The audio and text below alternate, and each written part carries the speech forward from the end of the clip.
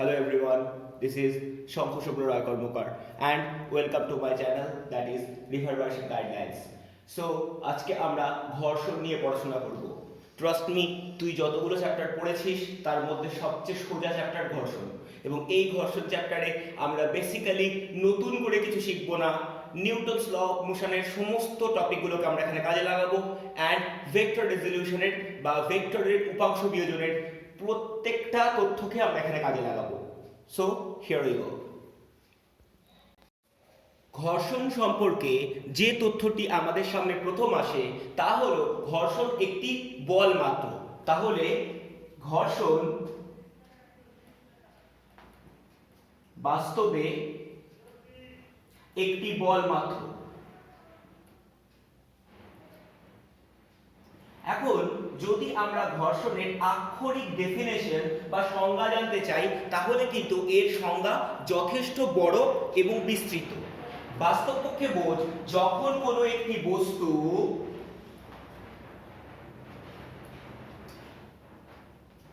কোনো একটি তল বা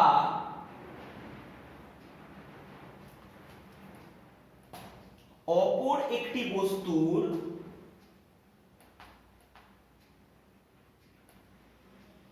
সংস্পর্শে থাকাকালীন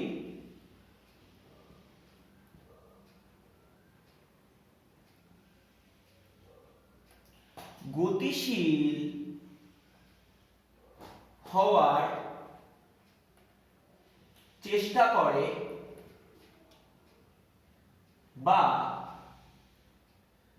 গতিশীল থাকে, তখন ওই প্রথম বস্তুর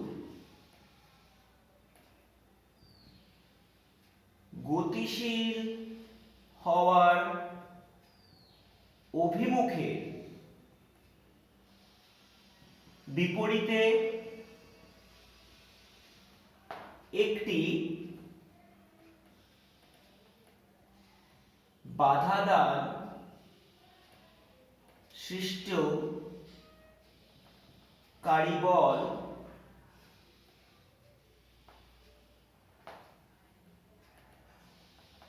তৈরি হয়। একে বলে ঘর্ষণ। ক্লিয়ার?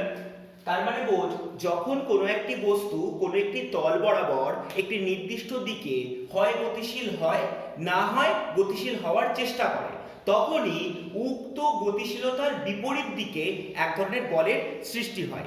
একেই বলা হয় ঘর্ষণ বল। ঘর্ষণ বলের সূচনা বা ঘর্ষণ বলের সৃষ্টির কারণ হিসেবে যদি আমরা বলতে চাই তাহলে আমাদেরকে সবার প্রথমে মনে রাখতে হবে যে কোনো একটি তল যতই মসৃণ কল্পনা করা হোক না কেন তা বাস্তবপক্ষে কখনোই সম্পূর্ণ মসৃণ হয় না। অর্থাৎ একটি তলের মধ্যে আপাতভাবে দেখতে তা সম্পূর্ণ মসৃণ লাগলেও বাস্তবপক্ষে এই তলটির যদি আমরা অনেক আণুবীক্ষণিক ছবি নেই সেক্ষেত্রে দেখা যাবে এই তলটি কখনোই মসৃণ নয়। এখন এই তলের উপরে রাখা একটি বস্তু যদি বাহ্যিক একটি বল, যাকে আমরা এফ এক্সটার্নাল নাম দিলাম, এই বল দ্বারা সরাতে চাই তাহলে অদ্ভুত রকম ভাবে এই দিকে গতিশীল হওয়ার চেষ্টা করবে বস্তুটি, এবং এর ফলে এই গতির অভিমুখের বিপরীত দিকে একটি বল ক্রিয়াশীল হবে যা গতির অভিমুখে সর্বদা বাধা দেওয়ার চেষ্টা করবে। অর্থাৎ এই দিকে গতিশীলতার প্রবণতা কাজ করলে তার বিপরীত দিকে একটি বিরুদ্ধ বল বা ঘর্ষণ বল তৈরি হবে যা বস্তুর গতিকে সব সময়ের জন্য বাধা দেওয়ার চেষ্টা করবে। ইহাই ঘর্ষণ বলের উৎপত্তির কারণ। এখন যদি আণুবীক্ষণিক লেভেলে বা মলিকিউলার থিওরি অফ ফ্রিকশন বুঝতে চাই তাহলে বোঝ কেন এটি হয়। আমি তোকে এক্ষুনি বললাম যে বাস্তবপক্ষে কোনো তলকে যতই মসৃণ কল্পনা করা হোক না কেন তা কোনোদিনই সম্পূর্ণরূপে মসৃণ হয় না। তাহলে যদি আণুবীক্ষণিক স্তরে একটি তলকে ভাবা হয় তাহলে ধরা যাক একটি তল এরকম দেখতে। এখন এর ওপরে যদি কোনো একটি বস্তুকে রাখা হয় তাহলে বস্তুটিও কখনোই 100% মসৃণ হবে না, তাহলে বস্তুটিও কিছুটা হলেও অমসৃণ তৈরি হবে। এখন বোঝ, এই রকম আঁকা বাঁকা গঠনের জন্য যখন একটি বস্তুকে আরেকটি তলের উপর রাখা হয় বা অপর একটি বস্তুর উপর রাখা হয়, আমি ধরে নিচ্ছি এটি তল, সেক্ষেত্রে এটি বস্তু, এদের মধ্যে এরকম অসামঞ্জস্যপূর্ণ গঠনের জন্য কোনো কোনো ক্ষেত্রে উহাদের মধ্যেকার দূরত্ব অত্যন্ত কমে যায়। এখন দূরত্ব যদি অত্যন্ত কমে যায়, ফলে এই খাঁজ কাঁটাযুক্ত অংশে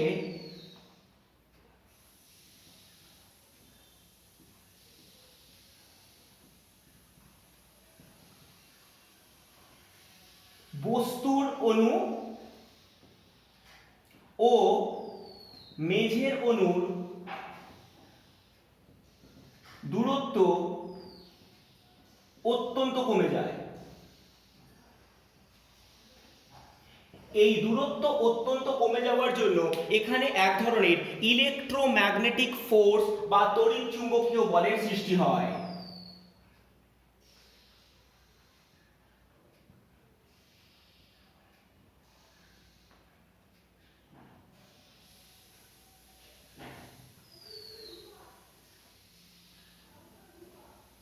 যে তড়িৎচুম্বকীয় বল বা ইলেকট্রোম্যাগনেটিক ফোর্স দুটি বস্তুর অণুর মধ্যে ক্রিয়াশীল হয় এবং যার জন্য এই সংযুক্ত অঞ্চলে একটি শক্তিশালী আকর্ষণ বল কাজ করে। বেসিক্যালি এই আকর্ষণ বলের জন্য এই বস্তুটির অণু এবং এই মেঝের অণুর মধ্যে একটি আকর্ষণ বল কাজ করে, যা কখনোই বাহ্যিক একটি অল্প বল দ্বারা সরানো সম্ভব হয় না। এর ফলে ঘর্ষণ বলের সৃষ্টি হয় এবং বাস্তবপক্ষে ইহাই molecular theory of friction. Clear? এখন চলে আয় ঘর্ষণের শ্রেণীবিভাগ নিয়ে আমরা আলোচনা করব। ঘর্ষণের শ্রেণীবিভাগ বলতে ঘর্ষণকে মোটামুটি কতগুলো ভাগে ভাগ করা যায় তা নিয়েই আমরা আলোচনা করব। সবার প্রথমে ধরে নে ঘর্ষণ আমরা মোট দুটো তলের জন্য দেখতে পারি। একটি যদি নিম্নোক্ত তলটি কঠিন হয় এবং অপরটি যদি নিম্নোক্ত তলটি তরল হয়। বাস্তবপক্ষে সেই জন্যই আমরা ঘর্ষণকে দুটো উইংয়ে ডিভাইড করে দিই। একটি দুটি কঠিন তলের মধ্যে ঘর্ষণ এবং দ্বিতীয়টি একটি কঠিন তল ও অপরটি তরল তলের মধ্যে ঘর্ষণ।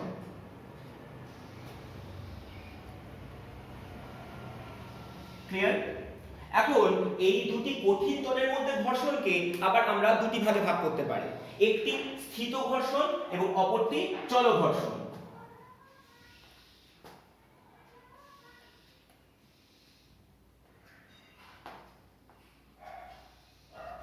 ক্লিয়ার? আবার চল ঘর্ষণকে মোট দুটি ভাগে ভাগ করা যায়। চল ঘর্ষণের শ্রেণীবিভাগগুলি যদি আমরা বোঝার চেষ্টা করি তাহলে সবার প্রথমে আসে এই যেটি, সেটি হচ্ছে স্লাইডিং ফ্রিকশন।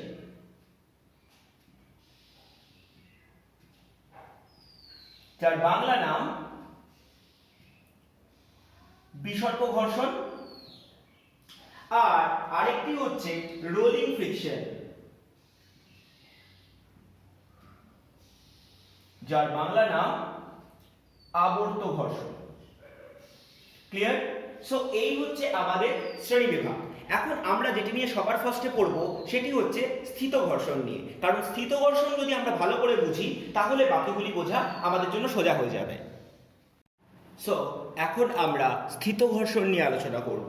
সো বাস্তবপক্ষে স্থিত ঘর্ষণ হলো যখন দুটি বস্তু পরস্পরের সঙ্গে সংস্পর্শে থেকে গতিশীল হওয়ার চেষ্টা করে কিন্তু তাদের মধ্যে কোনরূপ আপেক্ষিক গতি থাকে না।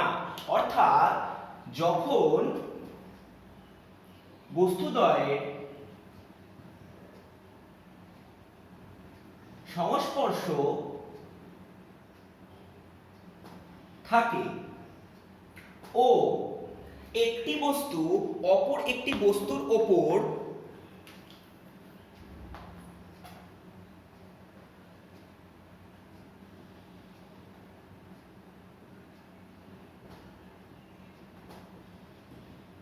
দিয়ে গতিশীল হওয়ার চেষ্টা করলেও উভয়ের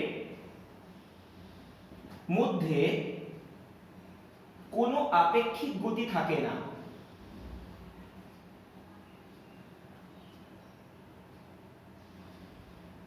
তাকে বলে স্থিত ঘর্ষণ। ক্লিয়ার? এখন বোঝ এই স্থিত ঘর্ষণের কিছু স্পেসিফাইড কোয়ালিটি আছে বা কিছু বৈশিষ্ট্য আছে, সেই বৈশিষ্ট্যগুলোকে এবার আমরা আলোচনা করব। যদি আমরা সেই বৈশিষ্ট্যগুলোকে একটু ভালো করে বুঝে যাই তাহলে আমাদের জন্য গোটা টপিকটা বোঝা অনেক বেশি সোজা হয়ে যাবে। ক্লিয়ার? দেখ, স্থিত ঘর্ষণ মেইন বৈশিষ্ট্য কি কি। নাম্বার 1,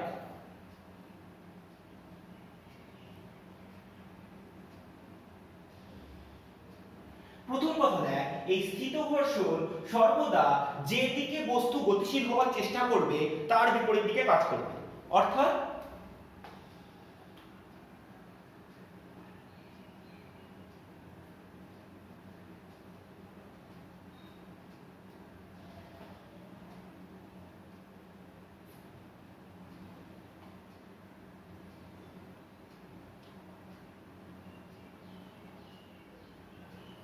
তার বিপরীতে কাজ করবে।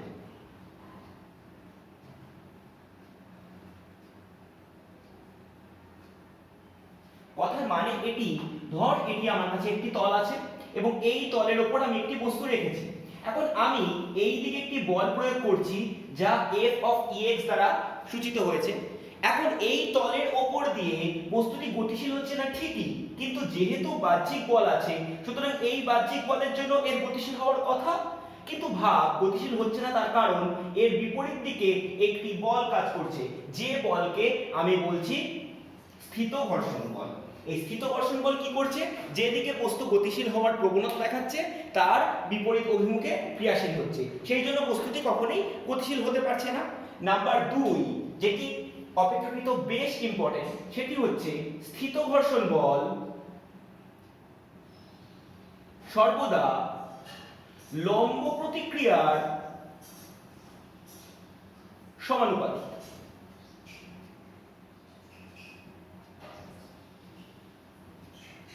এবং মনে রাখিস এই তথ্যটি বাস্তবপক্ষে আমাদেরকে এই স্থিত ঘর্ষণ বলের চরম মান বার করতে সাহায্য করবে।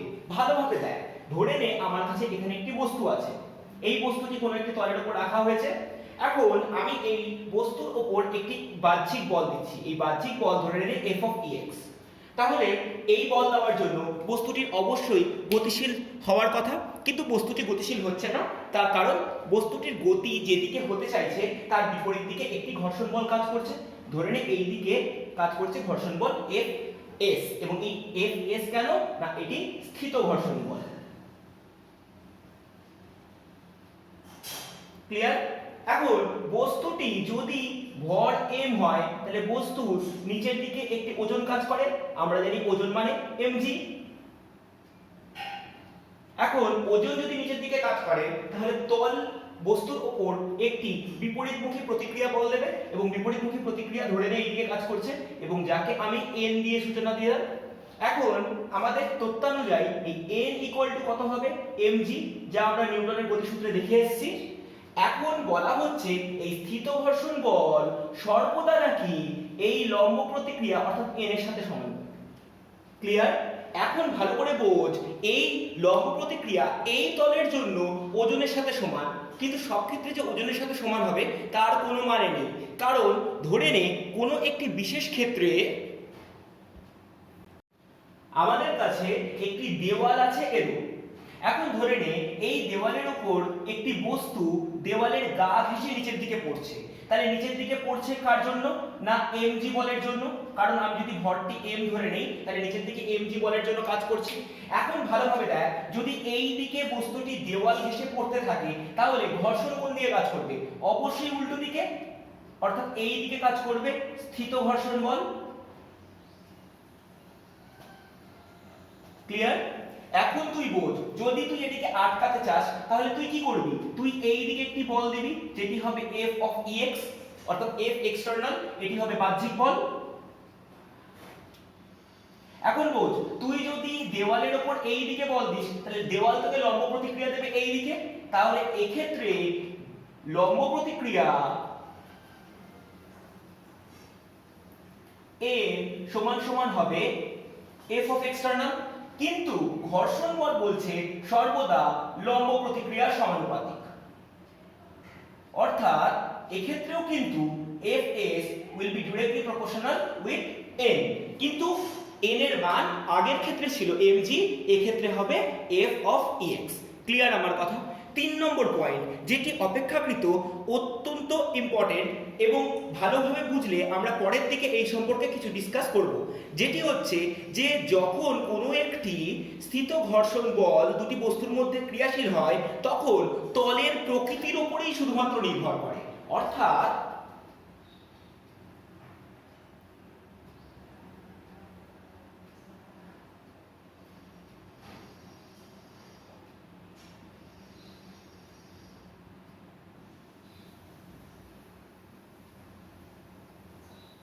যদি আমরা একটি মসৃণ মেঝে ধরি, মানে আপেক্ষিকভাবে মসৃণ মেঝে ধরি, তাহলে সেক্ষেত্রে স্থিত ঘর্ষণ বলের মান কমে যাবে। আবার যদি একটি অত্যন্ত অমসৃণ তল ধরি সেক্ষেত্রে কিন্তু স্থিত ঘর্ষণ বলের মান অপেক্ষাকৃত অনেক বেড়ে যাবে। এবং যে চূড়ান্ত পয়েন্ট, যেটি অন্তিম পয়েন্ট, সেটি হচ্ছে স্থিত ঘর্ষণ বলের মান কখনোই সংস্পর্শ তলের ক্ষেত্রফলের উপর নির্ভর করে না।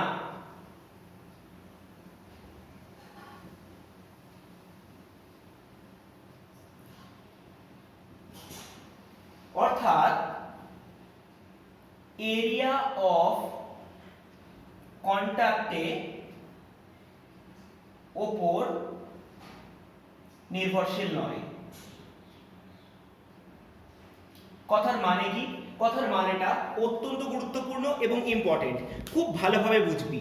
আমি এখানে একটি আয়ত ঘনাকার তল আঁকবো, এখানে একটি আয়ত ঘনাকার যদি একটি বস্তু আঁকি, ধরে নে প্রথম ক্ষেত্রে বস্তুটিকে দেখতে লাগছে এরূপ। ক্লিয়ার? যদি এরকম একটি বস্তু হয় তাহলে এই মেঝেতে, যদি ধরে নে এখানে একটি মেঝে আছে, তাহলে এই মেঝেতে সংস্পর্শ তল এই এতটি। ক্লিয়ার আমার কথা?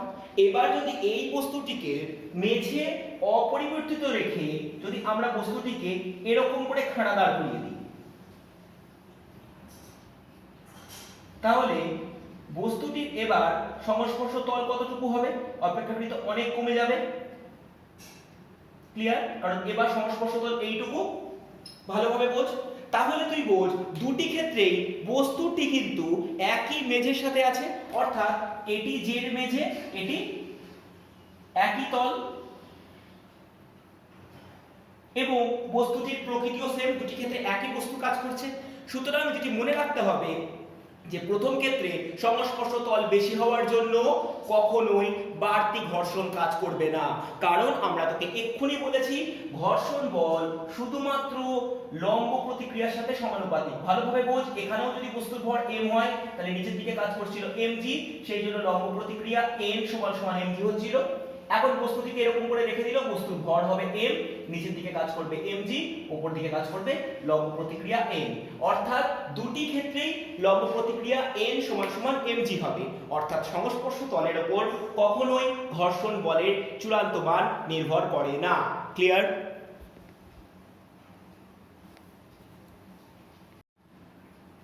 এতক্ষণ আমরা স্থিত ঘর্ষণ বল সম্পর্কে যখন আলোচনা করছিলাম, আমরা একটি জিনিস জেনেছিলাম যে স্থিত ঘর্ষণ বল সর্বদা লম্ব প্রতিক্রিয়ার সমানুপাতিক। ক্লিয়ার? অর্থাৎ ধরে নে আমার কাছে কোনো একটি বস্তু এখানে রাখা হয়েছে, যে বস্তুর ভর কিনা m, তাহলে বস্তুর ওজন নিচের দিকে কাজ করবে অবশ্যই mg, তাহলে লম্ব প্রতিক্রিয়া কত হবে? n। তাহলে আমরা বলতে পারি লম্ব প্রতিক্রিয়া n সমান সমান mg। এখন এই বস্তুটিকে সরাতে গেলে আমরা যদি একটি বাহ্যিক বল প্রয়োগ করি, ধরে নিই এই দিকে আমি বল প্রয়োগ করছি F of Ex, যদি এইটি বাহ্যিক বল হয় এবং এই বাহ্যিক বলের প্রভাবে যদি বস্তুটি না সরে, তাহলে আমি বলতে পারি অবশ্যই আমাদের এই বাহ্যিক বলের বিপরীত দিকে একটি বল কাজ করেছে, যে বলটি উক্ত বাহ্যিক বলকে সম্পূর্ণরূপে প্রশমিত করেছে। অর্থাৎ বাহ্যিক বলের বিপরীতে ক্রিয়াশীল বল Fs যা বস্তুর গতিকে আটকায়, যা কিনা বাস্তব পক্ষে ঘর্ষণ বল। ক্লিয়ার? এখন ভালো করে বোঝ, এই যে ঘর্ষণ বল যেটি বস্তুকে গতিশীল হতে বাধা দেয়, এই ঘর্ষণ বলকে আমরা বলছিলাম স্থিত ঘর্ষণ বল, রাইট? অর্থাৎ স্থিত ঘর্ষণ বল বস্তুকে বাহ্যিক বলে উপস্থিতিতেও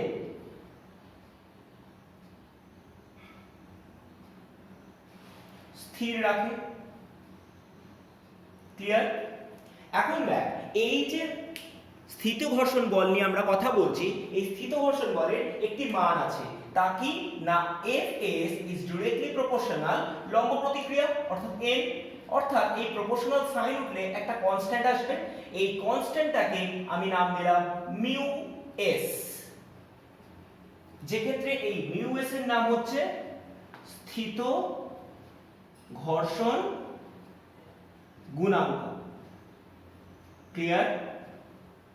এখন এই মিউ এস এর মান যদি তুই বার করতে চাস, তাহলে তুই কি করে পাবি? Mu s equal to F by N. ভালোভাবে বোঝ, এফ মানে বল আর এন মানেও লম্ব প্রতিক্রিয়া, যা কিনা বাস্তব পক্ষে একটি বল। সুতরাং এফ এস বেসিক্যালি একটি ডাইমেনশনলেস অর্থাৎ মাত্রাহীন রাশি। ক্লিয়ার? এবং ইউজুয়ালি এর মান 1 এর থেকে ছোট হয়। আমি আবারও বলছি, ইউজুয়ালি এর মান 1 এর থেকে ছোট হয়। ক্লিয়ার আমার কথা? এখন একটা ইন্টারেস্টিং পার্ট দেখ, ধরে নে যে একটি বস্তু ও মেঝের মধ্যে স্থিত ঘর্ষণ গুণাঙ্ক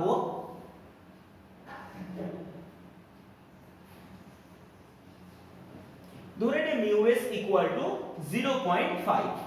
আমি আমার ইচ্ছে মতো একটা ধরে নিলাম। সুতরাং আমি একটু আগেই বললাম মিউ এস একটি মাত্রাহীন এককহীন রাশি, সুতরাং আমি ধরে নিতে পারি 0.5 একটা বস্তু এবং এটি মেঝের মধ্যে স্থিত ঘর্ষণ গুণাঙ্ক। এখন ধরে নে এই মেঝের ওপর বস্তুটিকে রাখা হয়েছে ঠিক এইভাবে। এখন তুই এই বাহ্যিক বল যেটি প্রয়োগ করছিস, এই বাহ্যিক বলের বিভিন্ন রূপ মান আছে, মানে তুই প্রথমে একটি বলে প্রয়োগ করলি, তারপর আবার একটি বল প্রয়োগ করলি, এভাবে করতেই থাকছিস। অর্থাৎ আমি ধরে নিচ্ছি যে এই বস্তুটির ভর 100 কেজি। ক্লিয়ার? তাহলে নিচের দিকে কাজ করছে mg এবং লম্ব প্রতিক্রিয়া কত হবে?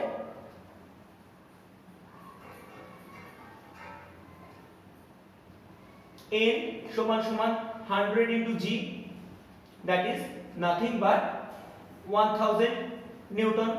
ক্লিয়ার আমার কথা?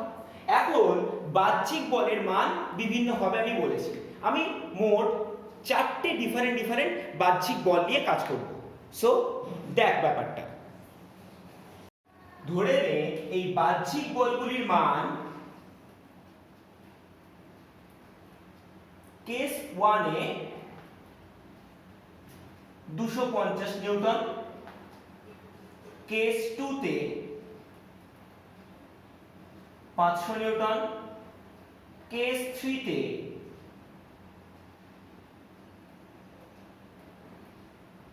700 নিউটন and কেস 4 এ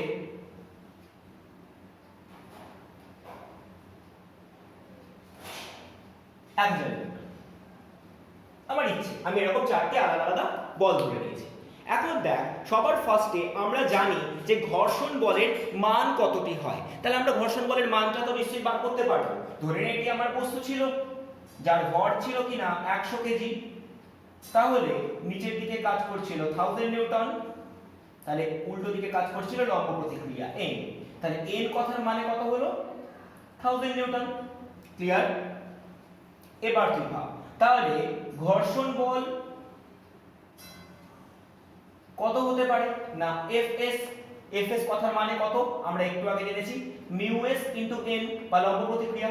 এখন μs বা স্থিত ঘর্ষণ গুণাঙ্ক কত বলেছে 0.5, আর লম্ব প্রতিক্রিয়া মানে কত 1000। তাহলে কত হবে? This will be 500 Newton. Clear? এবার খুব ভালোভাবে বোঝ। ধর তুই এবার এই বস্তুর ওপর এই দিকে বল প্রয়োগ করছিস, কত F এক্সটার্নাল। কেস 1 এ কত বল প্রয়োগ করেছিস তুই 250 নিউটন। তাহলে এই দিকে তুই বল প্রয়োগ করেছিস 250 নিউটন। ক্লিয়ার? খুব ভালোভাবে বুঝবি। এখন ঘর্ষণ বল কোন দিকে কাজ করে? অবশ্যই যেদিকে বস্তু গতিশীল হতে চাইবে তার বিপরীত দিকে। তাহলে বিপরীত দিকে কত বল কাজ করবে? বিপরীত দিকে বল কাজ করবে কত না ঘর্ষণ বল তুই দেখছিস কত 500 নিউটন। ক্লিয়ার? তার মানে ভাব তুই বস্তুকে এই দিকে ঠেলছিস 250 নিউটনে, আর বস্তু তোকে বিপরীত দিকে ঠেলছে কত 500 নিউটনে। তার মানে তুই বোঝার চেষ্টা কর যে আমি যদি কোনো বস্তুকে ইস্ট ডিরেকশনে বা পূর্ব ডিরেকশনে ঠেলতে আরম্ভ করি যার কিনা এরকম একটা কন্ডিশন, তাহলে বিপরীত দিকে আমি কত বল পাবো 500 নিউটন। তার মানে বল আমি এদিকে ঠেলছি আর বস্তুটা এদিকে সরে আসছে। এটা কি কোনোদিন হয়? এটি কোনোদিন পসিবল নয়। So the first thing you need to know যে এটি কোনোদিন সম্ভব নয়, যার জন্য এই পার্টিকুলার কেসে ঘর্ষণ বলের মান হবে 250 নিউটন। যেটি আমি বলতে চাইছি মেন কথা, ভালোভাবে বোঝ। যতক্ষণ অবধি ঘর্ষণ বলের সীমাস্থ মান অর্থাৎ সর্বোচ্চ মানে বাহ্যিক বল না পৌঁছবে ততক্ষণ অবধি ঘর্ষণ বলের মান বাহ্যিক বলের সাথে শুধু আর শুধুমাত্র সমান হবে। অর্থাৎ এই কারণেই আমরা যেটি বলবো ঘর্ষণ বল একটি স্বনিয়ন্ত্রিত বল। অর্থাৎ 500 নিউটনের কম আমি যে কোনো মানের বল যদি বস্তুর উপর দেই, বস্তু তো গতিশীল হবেই না, উপরন্তু যে পরিমাণ বল দেব ততটিই ঘর্ষণ বল হয়ে যাবে। মানে বোঝ, তুই যদি এক্ষেত্রে এই বস্তুর উপরে বাইরের দিক থেকে 499 নিউটন বল দিতি, তখন ঘর্ষণ বল হয়ে যেত 499 নিউটন। যদি তুই এই বস্তুর উপর এক্সটার্নাল ফোর্স 10 নিউটন দিতি, তাহলে ফ্রিকশনাল ফোর্সও হয়ে যেত বা ঘর্ষণ বলও হয়ে যেত 10 নিউটন। কতক্ষণ অবধি এটি হতো? যতক্ষণ না 500 নিউটন অবধি পৌঁছবে। অর্থাৎ সীমাস্থ ঘর্ষণ বলের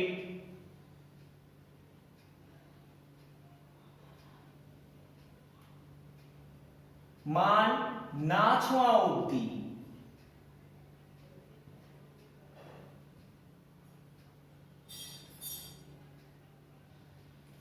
ঘর্ষণ বল সর্বদা নিজেকে এমনভাবে নিয়ন্ত্রণ করবে যা বাহ্যিক বলকে সম্পূর্ণরূপে প্রশমিত করতে পারে।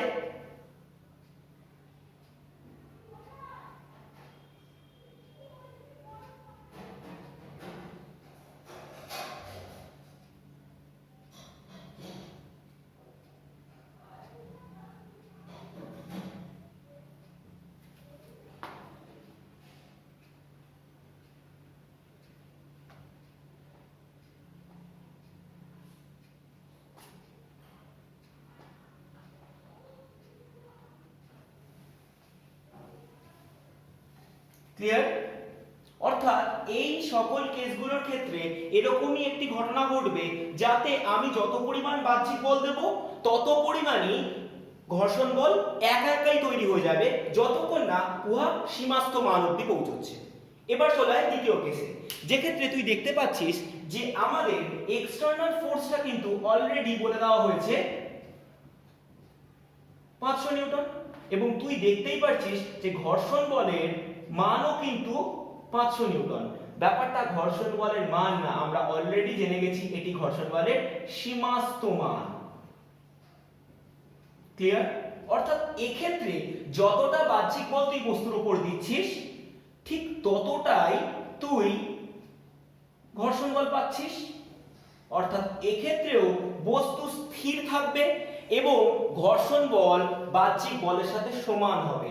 অর্থাৎ তুই যদি এক্ষেত্রে 500 নিউটন বল দিয়ে ফেলিস তাহলে ঘর্ষণ বলও কিন্তু 500 নিউটন হিসেবে কাজ করবে এবং এক্ষেত্রে বস্তু সবে চলতে উপক্রম করবে কিন্তু চলবে না। অর্থাৎ এরপরে তুই যদি এক ডাইনো ফোর্স বাড়তি দিয়ে দিস তাহলেও কিন্তু বস্তু চলতে আরম্ভ করবে। ক্লিয়ার? চলে আয় কেস 3 তে। কেস 3 তে কি বলা হচ্ছে, তুই বাহ্যিক বল কত দিয়েছিস না 700 নিউটন, কিন্তু তুই জানিস ঘর্ষণ বলের সর্বোচ্চ মান কত না 500 নিউটন, এটা হচ্ছে সীমাস্থ মান। অর্থাৎ এই ক্ষেত্রে কি হবে, এক্ষেত্রে 500 নিউটন বল দ্বারা ও প্রতিহত করবে কিন্তু বাকি বলটি বস্তুটিকে গতিশীল করে দেবে। অর্থাৎ ভালোভাবে বোঝ আমি কি বলতে চাইছি। এক্ষেত্রে বস্তুর ভর কত ছিল 100 কেজি, আমি বাহ্যিক বল দিয়েছি 700 নিউটন, ঘর্ষণ বল পাচ্ছে 500 নিউটন, তাহলে অবশিষ্ট বাহ্যিক বল যা বাস্তব পক্ষে লব্ধি। এখন লব্ধি কি করে মাপবি, দুটি বল 180 ডিগ্রি কোণে কাজ করছে তাহলে থিটা ইকুয়াল টু 180 ডিগ্রি, তাহলে 180 ডিগ্রি মানে cos 180 ডিগ্রি মানে -1, তাহলে দুটি বলকে জাস্ট বিয়োগ করে দে তাহলে হয়ে যাবে 200 নিউটন। অর্থাৎ এই ক্ষেত্রে কিন্তু এই লব্ধি বল 200 নিউটন বস্তুটিকে সচল করবে। ক্লিয়ার? অর্থাৎ এই ক্ষেত্রে ত্বরণ কত হবে,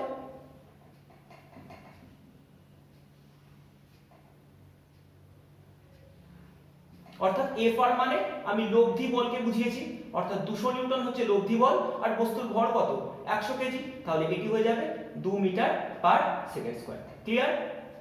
এই ত্বরণ নিয়ে বস্তুটি সামনের দিকে চলতে আরম্ভ করবে। বুঝতে পেরেছিস? চলে আয় কেস 4 এ। এক্ষেত্রে দেখ এক্সটার্নাল ফোর্স কত বলেছে বা বাহ্যিক বল বলেছে 1000 নিউটন এবং ঘর্ষণের সর্বোচ্চ মান কত হবে, ঘর্ষণ বলের সর্বোচ্চ মান অবশ্যই 500 নিউটন। তাহলে তুই বোঝ লব্ধি বল যা হবে 1000 নিউটন মাইনাস 500 নিউটন, তাহলে এর মান হবে অবশ্যই 500 নিউটন। তাহলে ত্বরণ হবে কত, ত্বরণ মানে লব্ধি বল বাই ভর। এখন লব্ধি বল মানে কত 500 নিউটন এবং ভর মানে কত 100 কেজি, তাহলে হবে 5 মিটার পার সেকেন্ড স্কয়ার। অর্থাৎ ভাব সম্পূর্ণরূপে ঘর্ষণ বলকে অতিক্রম করে নেওয়ার পর যে বাড়তি বাহ্যিক বল ক্রিয়াশীল হবে সেই বাড়তি বাহ্যিক বল দ্বারা বস্তুটি সামনের দিকে চলতে আরম্ভ করবে। ইহাই আমাদের বাস্তব কেসগুলিতে হয়। ভালোভাবে বোঝ, আমরা যতদিন আদর্শ স্থান নিয়ে কাজ করেছিলাম অর্থাৎ নিউটনের গতিসূত্র নিয়ে কাজ করছিলাম, আমরা বারবার বলছিলাম যে একটি আদর্শ নিউটনিয়ান ফ্রেম অর্থাৎ আদর্শ নিউটনিয়ান ফ্রেমে কোনোরূপভাবে কোনো বাহ্যিক ঘর্ষণ বা কোনোরূপ বাহ্যিক বাধা থাকে না, কিন্তু বাস্তব পক্ষে এটি কোনোদিন সম্ভব নয়। তুই কোনোদিন এরকম কোনো সারফেস বা তল বানাতেই পারবি না যা সম্পূর্ণরূপে ঘর্ষণ শূন্য, মিনিমাম হলেও একটি ঘর্ষণ থাকবে। ক্লিয়ার আমার কথা? And that is the experimental data. এখন চলে আয় আগের প্রবলেমটাকে একবার রিকল কর। ভালোভাবে বোঝ, আগের প্রবলেমে আমি একটা জিনিস বলেছিলাম যেখানে একটি বস্তুর ভর লিখেছিলাম 100 কেজি এবং স্থিত ঘর্ষণ গুণাঙ্ক বা মিউ(s) কে লিখেছিলাম 0.5। তাহলে আমরা যেটি পাচ্ছিলাম সেটি হচ্ছে নিচের দিকে একটি ওয়েট বা ওজন কাজ করে যেটি বাস্তব পক্ষে mg, অর্থাৎ ওয়েট হচ্ছিল 100 জি নিউটন, যে কথার মানে 1000 নিউটন। তাহলে এর বিপরীত দিকে একটি লম্ব প্রতিক্রিয়া কাজ করছিল, এই লম্ব প্রতিক্রিয়া n মানে হচ্ছে 1000 নিউটন। ক্লিয়ার আমার কথা?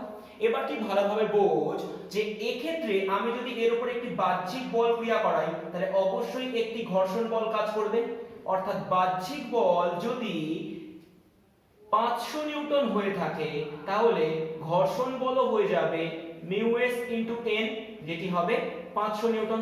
ক্লিয়ার?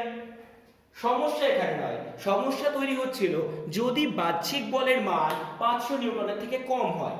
অর্থাৎ ধরে নে যদি বাহ্যিক বল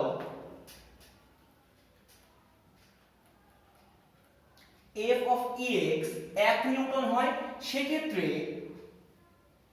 ঘর্ষণ বল 1 নিউটন। এবার বাহ্যিক বল Fex যদি 10 নিউটন হয় তাহলে কিন্তু ঘর্ষণ বল 10 নিউটন। এরূপ করতে করতে আমরা যদি যতক্ষণ অবধি বাহ্যিক বলকে 500 নিউটনের বেশি না করব ততক্ষণ অবধি বাহ্যিক বলের মান যা হবে ঘর্ষণ বলের মান তাই হবে। অর্থাৎ সীমাস্থ মান না পৌঁছানো অবধি ঘর্ষণ বল সর্বদা বাহ্যিক বলের সমান। ক্লিয়ার? এখন ভালোভাবে বোঝ, আমরা যদি বাহ্যিক বল এবং ঘর্ষণ বলের সীমাস্থ মান অবধি একটি গ্রাফ অঙ্কন করি তা দেখতে হবে অনেকটি এরূপ। অর্থাৎ যদি আমরা এটিকে গ্রাফিক্যালি রিপ্রেজেন্ট করি তাহলে ধরে নে বাহ্যিক বল কোনো একটি নির্দিষ্ট মুহূর্তে যদি 100 নিউটন হয় তখন কিন্তু ঘর্ষণ বলও 100 নিউটন হবে। যদি বাহ্যিক বল 200 নিউটন হয়ে থাকে তখন কিন্তু ঘর্ষণ বলও 200 নিউটন হয়ে থাকবে, রাইট? এরূপ করতে করতে যতক্ষণ অবধি না সীমাস্থ ঘর্ষণ বলের মানে পৌঁছবে ততক্ষণ অবধি যা থাকবে বাহ্যিক বল ততটিই তৈরি হবে ঘর্ষণ বলের মান। অর্থাৎ যদি আমরা এই প্রত্যেকটি বিন্দুকে একটি রেখা দ্বারা সংযুক্ত করি তা হবে মূল বিন্দুগামী একটি সরলরেখা মাত্র, কিন্তু এটি ততক্ষণ সম্ভব যতক্ষণ অবধি সীমাস্থ ঘর্ষণ বল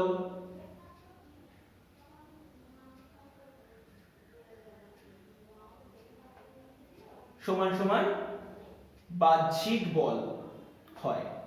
অর্থাৎ এটিকে আমি নাম দিতে পারি Fs, অর্থাৎ সীমাস্থ ঘর্ষণ বল মান, অর্থাৎ একটি মূল বিন্দুগামী সরলরেখা তৈরি হবে। এই গ্রাফটিকে আমরা পরবর্তীকালে আরো কমপ্লিকেটেডলি ইউজ করব। আপাতত এই অবধি থাক। Clear? End of the video number 1 on friction. আমি দুদিন পরে এর পার্ট 2 আপলোড করে দেবো। Till then, stay home, stay safe.